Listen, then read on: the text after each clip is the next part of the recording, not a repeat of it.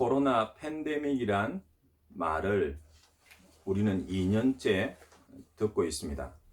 앞으로 얼마나 더 코로나의 영향을 받는 삶을 살아야 할까요? 조금 더 정확한 명칭은 코로나 바이러스 감염증 19라고 하죠. 전 세계적인 유행이 되는 것이 코로나 팬데믹입니다. 다른 견해들도 있지만은 중국의 우한 지역에서 시작되었다고 말하는 이 코로나 바이러스 감염이 2년 전부터 너무나 갑작스럽게 또한 급격하게 전 세계 나라와 민족들의 삶으로 전파되었습니다. 하루 이틀, 한두 달이면 잠잠해질까 했는데 지금까지 2년이 넘게 유행하고 있습니다. 처음 몇 달이 지났을 때에 대규모 집단 감염으로 인한 팬데믹이 그나마 조금 진정되는가 싶더니 어느새 코로나 바이러스의 델타 변이가 나타나서 다시금 전 세계를 긴장시켰습니다. 하지만 곧 이은 백신과 치료제의 등장은 이제는 팬데믹을 멈추고 위드 코로나를 생각하며 일상의 삶으로 돌아갈 수 있을 것이라는 그런 희망을 비추었습니다. 그런데 또 한 번 오미크론 변이가 나타나며 언제 이러한 코로나 팬데믹이 진정이 될지, 언제 다시 사람과 사람들이 함께 더불어 자유롭게 또한 안전하게 교제하는 삶이 시작될지 깜깜하기만 합니다. 전 세계적인 코로나 팬데믹 앞에서는 정말 남녀노소의 차별이 없습니다. 빈부와 권세의 유무도 상관이 없었습니다. 코로나는 전혀 걱정이 없다, 괜찮다 그렇게 말하던 유명한 정치 지도자들도 감염이 되었습니다. 그러다가 자신이 먼저 3차 예방 백신을 맞았다는 TV 뉴스 때문에 많은 사람들로부터 비난을 받기도 했죠. 심지어 절대적인 신을 믿고 따르는 종교인들도 마찬가지였습니다. 다른 종교와는 다르다고 말하는 기독교와 교인들 역시 코로나 감염에서는 자유롭지 못했습니다. 물론 기독교인들이 코로나에 감염되었다고 해서 그들이 믿는 하나님이 능력이 없다, 아니지요. 코로나에 감염이 된 그 기독교인들은 믿음이 없어서 그렇다, 이것도 아닌 것 아시죠? 때로는 하나님께서 이 땅과 또한 사람들을 심판하기 위하여서 코로나 팬데믹을 주셨다. 반대는요, 하나님을 믿기만 하면 코로나 감염은 믿는 자에게는 결코 일어나지 않는다. 뭔가 조금씩은 핀트가 벗어난 이야기들이죠. 한 가지는 분명히 말씀드릴 수 있습니다. 우리 인간들의 실수로 일어난 팬데믹이든지 때로는 계획된 잘못으로 인한 것인지 아니면 그러한 사람들의 어리석음과 죄악됨을 사용하신 그 하나님의 심판인지, 저는 이 모든 것에 대하여서 기본적이지만 또나 너무나 분명한 대답 한 가지는 말할 수 있습니다. 그것은 우리는 모른다는 거예요. 그러면 믿음을 가진 그리스도인도 목사도 모른다고 대답을 했으니 어떤 사람들처럼 그냥 될 대로 되라라는 식으로 포기할까요? 참자유가 아닌 방종의 삶을 살까요? 그것도 아니면은 여전히 무조건 믿으면 된다와 같은 그런 맹목적인 신앙으로 다시 돌아갈까요? 저는 오늘 본문의 말씀을 통하여서 코로나 팬데믹만이 아니라 어쩌면은 그것보다 더 심한 전쟁과 기근과 또한 각종 질병 그리고 천재지변이 일어나는 정말 종말의 때가 가까이 와도 우리 믿는 자의 삶은 결코 포기하지 않고 반드시 붙들어야만 하는, 즉 세상 사람들과는 다른 참 그리스도인의 모습을 보여주는 말씀이 오늘 본문에 기록되어져 있습니다. 오늘 말씀은 지난주 말씀처럼 우리에게 우리 자신의 정체성을 먼저 말해줍니다. 우리가 누구냐라는 것을 잊지 말자는 거죠. 팬데믹이 전 세계를 뒤엎어도 때로는 우리 교회를, 때로는 우리 믿음의 가정을 내 삶으로 찾아온다 할지라도 우리가 누구인지를 결코 잊지 말자는 뜻입니다. 오늘 본문은 이렇게 이야기를 합니다. 우리가 하나님께로부터 난 하나님의 사람임을, 또한 우리의 삶을 통하여서 그렇게 우리가 하나님의 백성, 하나님의 자녀임을 보여주는 그런 증거를 오늘 말씀은 우리에게 제시하고 있습니다. 그 첫 번째가 바로 1절에 나오는데요. 예수님을 믿는 믿음입니다.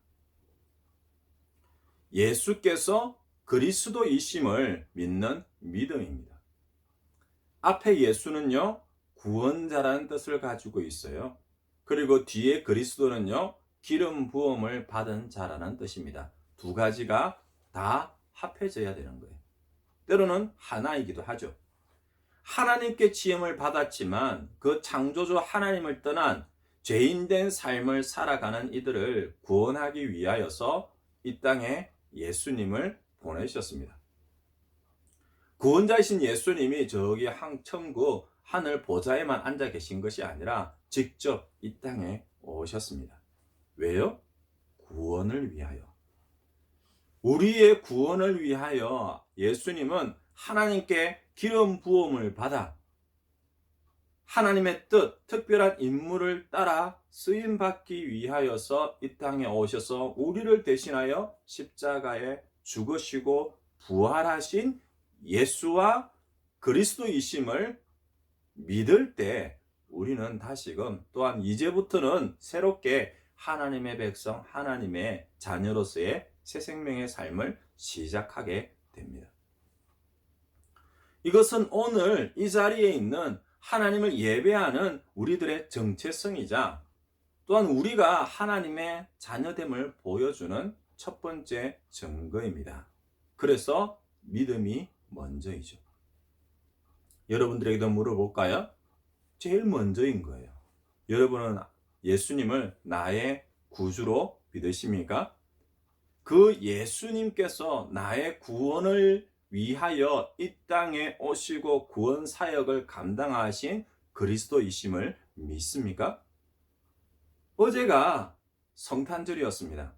2000여 년 전에 예수 그리스도가 이 땅에 오신 날을 기념하는 날이 성탄절입니다. 그 날짜가 12월 25일이다. 그것이 정확한가라는 것은요, 둘째입니다. 그런 예수님의 오심에 대하여서 당시의 세상은 아무런 관심이 없었습니다. 아니, 뒤늦게 예수님의 탄생의 소식을 들은 이들은 한결같이 부인하거나 염려하거나 때로는 그런 예수님을 막으려 하고 죽이려 하는 사람들이었습니다. 지금까지 예수님 없이 잘 살았던 내 삶을 포기하지 않기 위해서 말이죠. 하지만 여러분들은 어떻습니까? 여러분들의 삶의 자리에서 예수님이 필요 없습니까? 예수님 없이 살아갑니까? 아니면 예수님과 함께 살아갑니까? 여러분은 어떠합니까? 무관심과 오해, 때로는 핍박 가운데서 세상의 가장 낮은 자리로 오신 분이 바로 예수 그리스도이십니다. 그런 예수 그리스도의 구주 예수님의 탄생으로 인하여서 오늘 우리에게 주어진 하나님의 자녀라는 믿음의 은혜에 대하여 여러분들은 먼저 감사하시기를 바랍니다. 그래서 믿음이 없이는 우리는 하나님의 자녀가 될 수 없고, 그 믿음이 없이는 하나님을 기쁘시게 할 수가 없습니다. 그 믿음이 없으면 하나님의 이름을 부를 수도 없고요. 그 믿음이 없으면 하나님의 백성, 하나님의 자녀로서의 그 새 생명의 삶을 시작할 수도 없기 때문에 우리는, 아니 성경은 믿음이 먼저라고 그렇게 말씀합니다. 믿음이 먼저이면요, 두 번째는요, 1절 하반절에 나오는 사랑입니다. 세상 사람들 중에 이 사랑이라는 말을 싫어하는 사람은 없을 거예요. 이러한 사랑이라는 말보다 또한 우리의 삶에서 더 자주 표현되는 단어도 별로 없습니다. 그만큼 우리는 너무나 자주, 또한 너무나 쉽게, 때로는 많이 사람들 또한 하나님을 사랑한다, 그렇게 말합니다.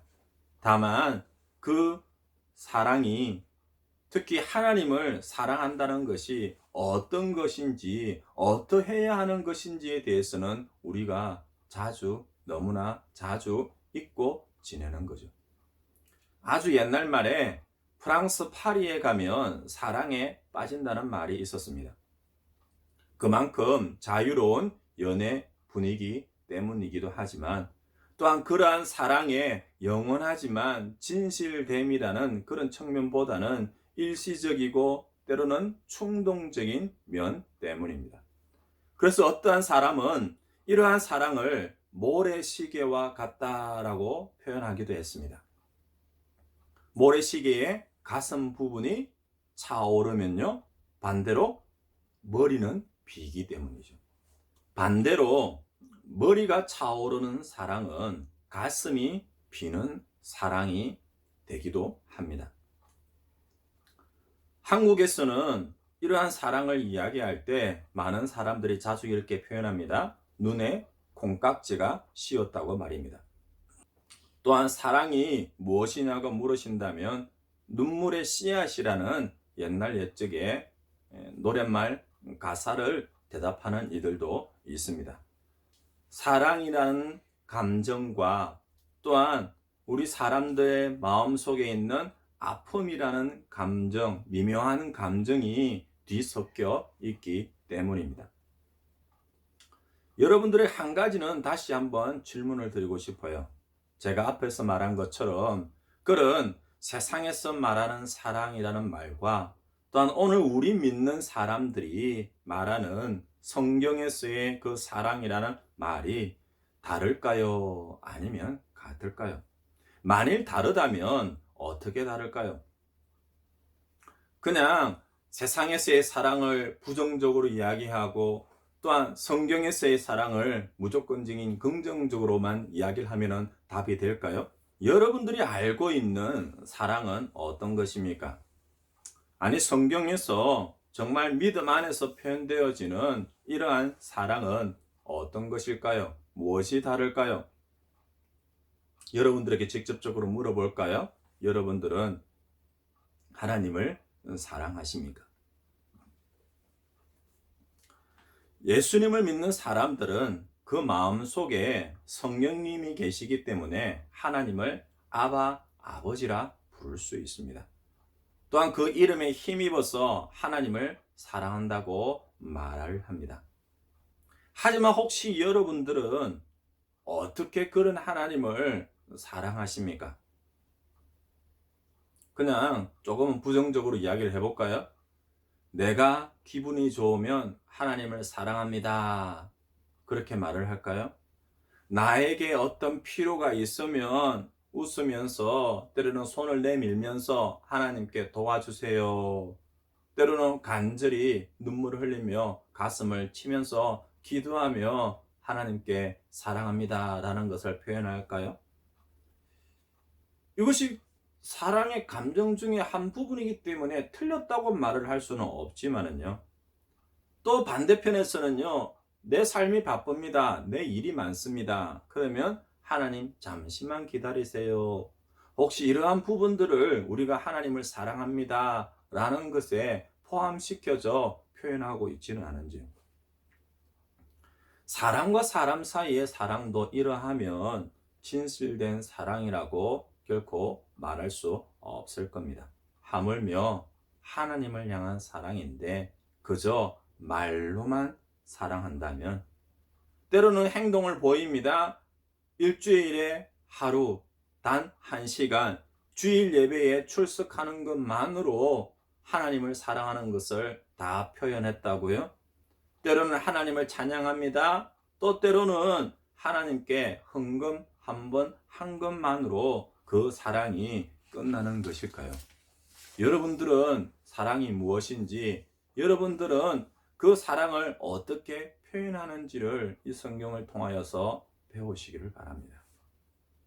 먼저 1절, 2절 말씀은 이렇게 시작을 했습니다. 하나님을 믿는 믿음의 자녀임을 증거하는 그 사랑의 첫 번째 모습을 이렇게 표현하는 거예요. 바로 나를 낳으신 이를 사랑하는 자라고 표현하고 있습니다. 그 다음은요, 그에게서 난 자를 사랑한다고 말씀합니다. 조금 쉽게 나누어서 설명할까요? 마태복음 22장 37절에서는요, 이렇게 예수님께서 말씀하십니다. 너의 마음을 다하고 목숨을 다하고 뜻을 다하여 주 너의 하나님을 사랑하라 하셨으니 38절 이것이 크고 첫째 되는 계명이요 39절 둘째도 그와 같으니 내 이웃을 내 자신과 같이 사랑하라 하셨습니다. 구분이 되시나요? 우리가 하나님의 자녀 되었음을 먼저 믿음으로 고백하지요.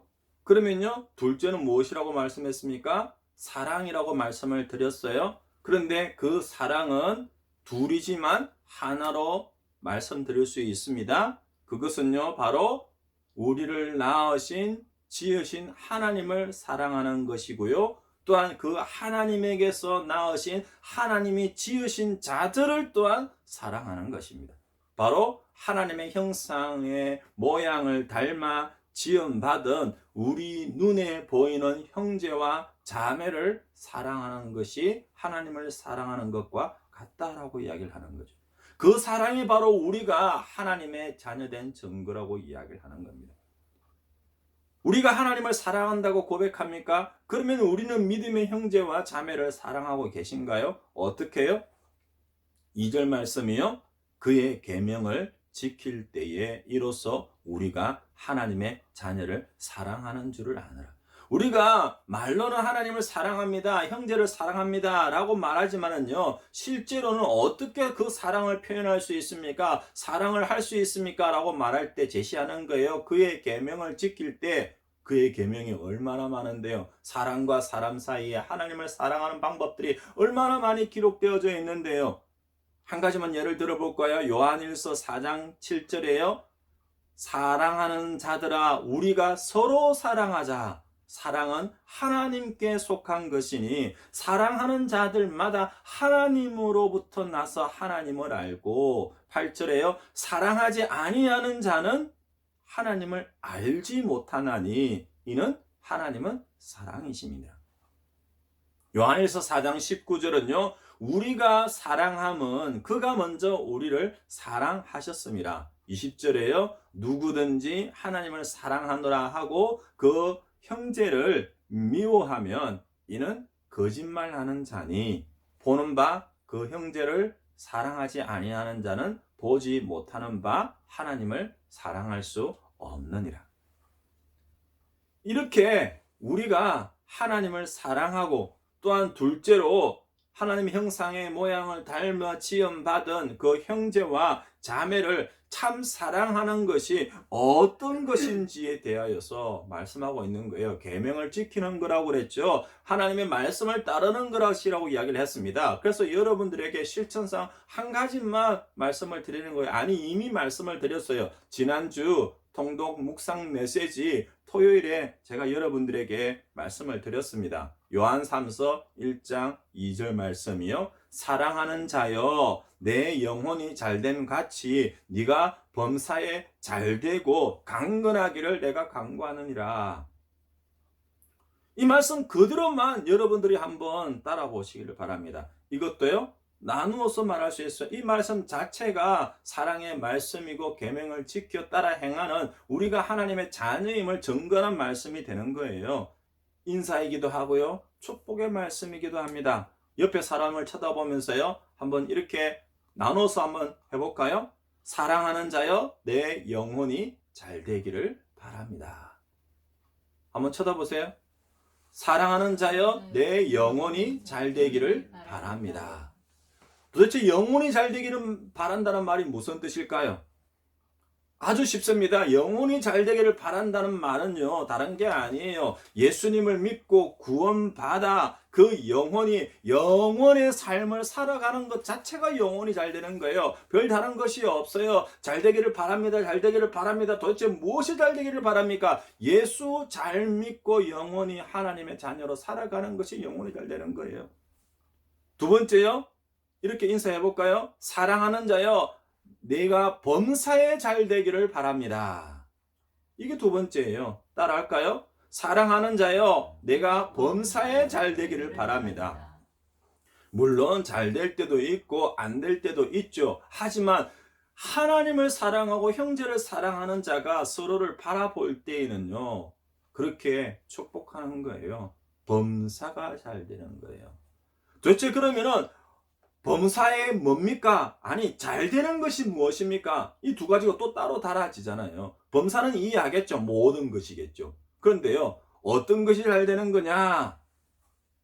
이것을 성경의 말씀 그대로 표현하는 거예요. 첫 번째는요, 믿음이 첫 번째라 그랬죠. 두 번째는 무엇이라고 그랬습니까? 사랑이라 그랬습니다. 자, 믿음을 가지고 모든 것을 사랑으로 행하면 다 잘 되는 것을 성경에서 뭐라고 표현한 줄 아세요? 바로 형통이라고 이야기를 하는 거예요.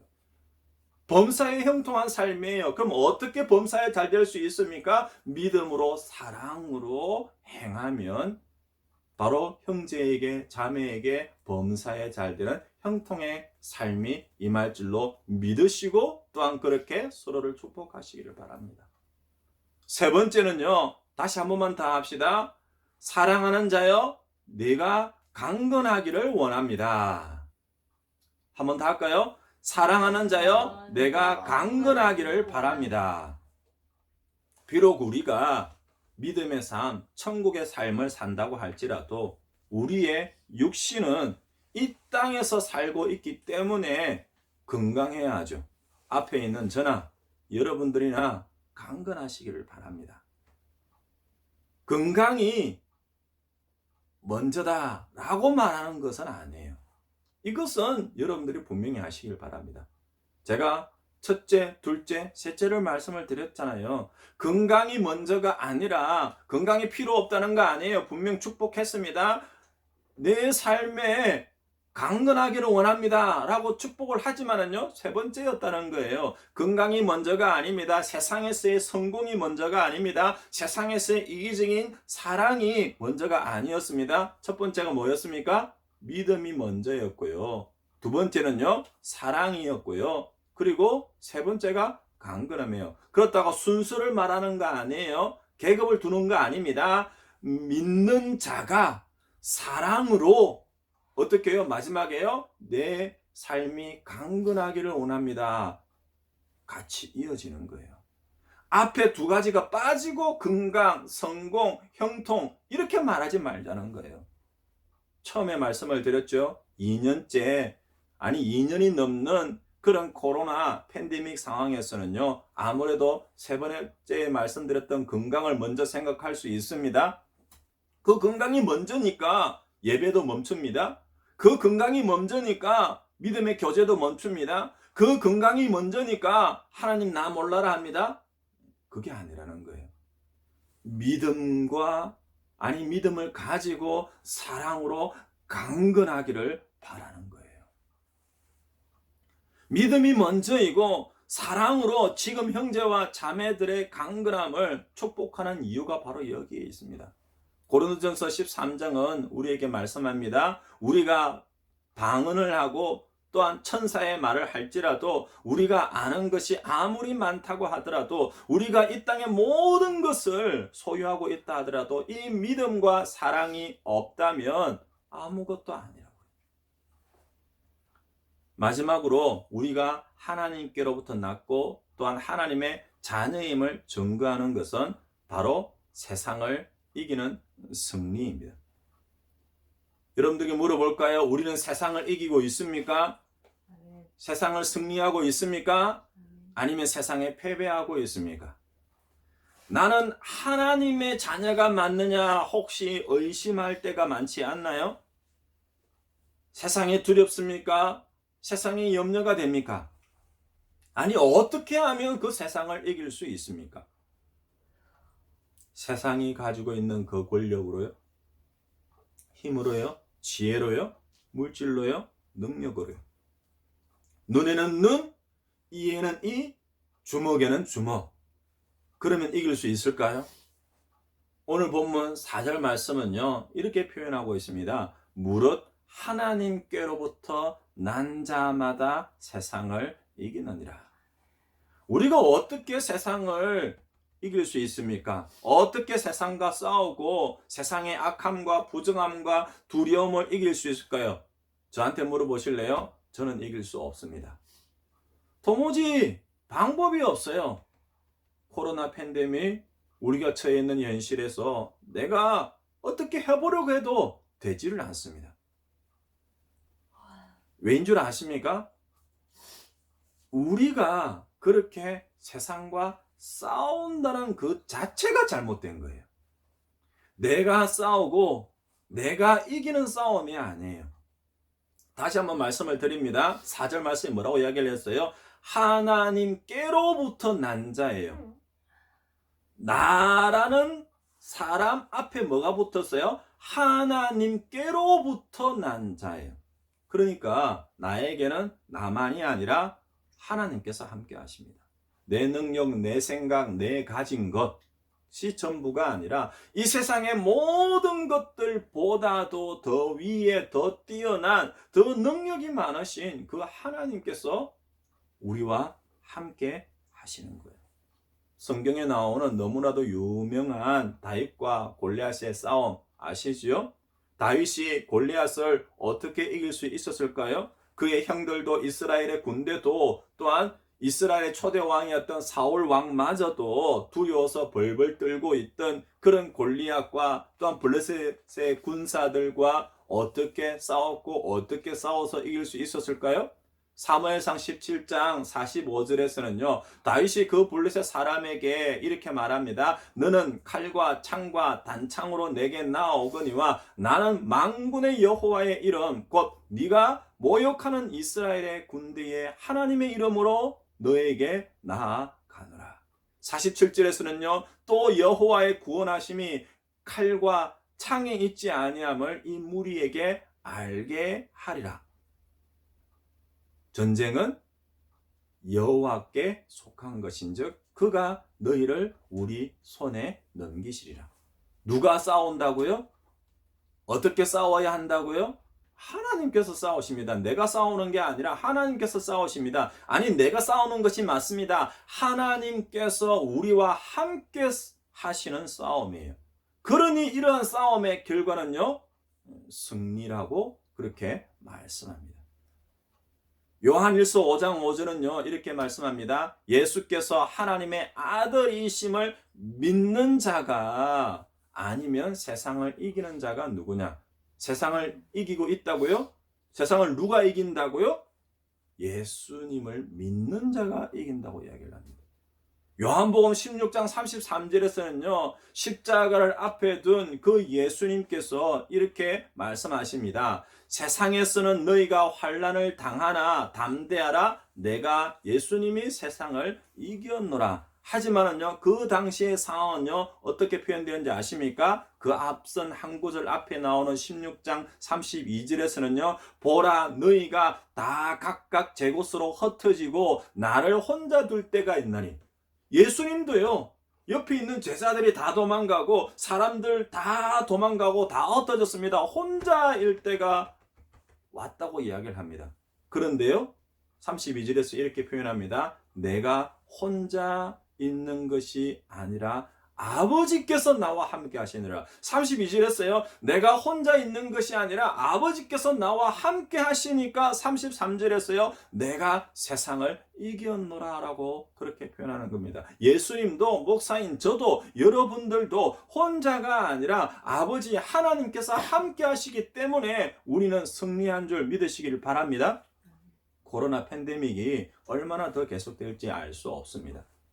아니, 지금보다 더 심각한 변이 바이러스가 나올 수도 있습니다. 어쩌면은요, 이러한 코로나 팬데믹은 정말 아무것도 아니라고 할 수 있는 그런 천재지변이 없다고 장담하십니까? 전쟁이 없다고요? 지금도 지구상에서 정말 초강대한 국가들이 전쟁에 대한 위협과 때로는 두려움 가운데에 또한 서로를 바라보면서 버튼 하나만 누른다면은 그 나라 그 민족들만이 아니라 전 세계가 전쟁에 휘말릴 수 있는 그런 긴장들도 지금 고조되고 있잖아요.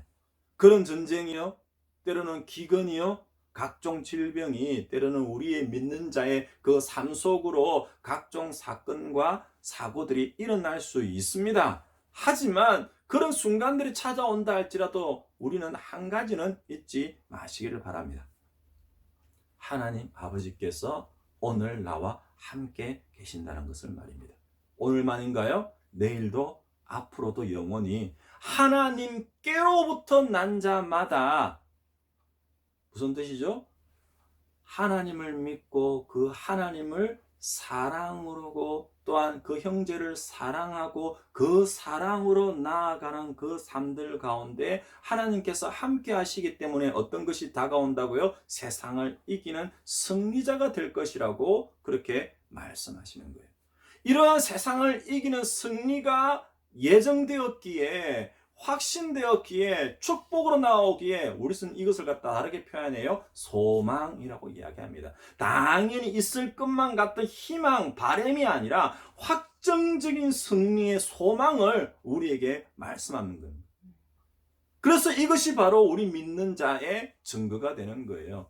우리가 하나님의 자녀의 증거가 어디에 있습니까? 첫째요, 믿음입니다. 우리가 하나님의 자녀인 증거가 어디에 있습니까? 하나님을 사랑하고 형제를 사랑하는 것에 있습니다. 우리가 하나님의 자녀가 되는 증거가 어디에 있습니까? 세 번째요, 힘들고 어려운 모든 세상의 삶들 가운데서 우리는 예수님께서 내가 세상을 이겼노라고 말하는 것처럼 우리도 세상을 이겼노라고 승리의 소망을 붙들고 있는 평안 가운데 있으면 우리는 하나님의 자녀임을 증거할 수 있는 거예요. 말씀을 맺습니다. 첫째는요, 하나님의 은혜로운 믿음으로 말미암는 하나님의 백성 자녀의 그 관계를 붙드는 것이에요. 이것을 성경에서는 의로움이라고 말합니다. 두 번째는요, 그런 하나님의 백성, 그런 자녀이기에 하나님을 사랑합니다. 날마다 고백하시기를 바랍니다. 형제와 자매를 사랑하시기를 바랍니다. 어떻게요? 하나님의 말씀의 계명을 따라서 내 영혼이 범사에 잘되기를, 강건하기를 축복하시기를 바랍니다. 세 번째는요, 무엇보다 나 혼자가 아니라, 나 혼자만의 싸움이 아니라 내가 싸우는 이기는 것이 아닌 거예요. 하나님이 함께 하시는 하나님의 백성과 자녀의 싸움이 되는 것입니다. 하나님이 함께 하시는 그 세상과의 싸움이기 때문에 우리는 승리할 수밖에 없는 그 소망을 품게 되는 것이죠. 이러한 승리를 통하여서 결코 흔들리지 않는 평안함으로 하나님의 백성, 하나님의 자녀된 증거를 이 땅 가운데 세상 사람들에게 보이는 그런 믿음의 삶, 믿음의 가정, 주님 몸된 교회 되시기를 주님으로 축원드립니다. 아멘.